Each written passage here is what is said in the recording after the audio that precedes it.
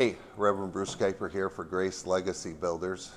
I want to say thanks for the support that we get internationally, but also we have a burden to reach out to the local churches here. I would love to come to your church for 1 or 2 hours and do a workshop. I'm doing some longer, extensive workshops at some other churches, but in particular, we do what is father-led family worship? Why should we do father-led family worship?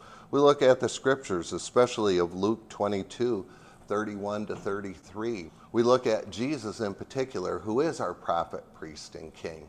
And then we finish up this workshop just in 1 hour. I could come to your Sunday school, I can come to your family night, or an evening service and a workshop afterwards and talk about the method of father-led family worship, where we teach the family to gather together and where we read the Word of God, we pray together as a family, and we sing together.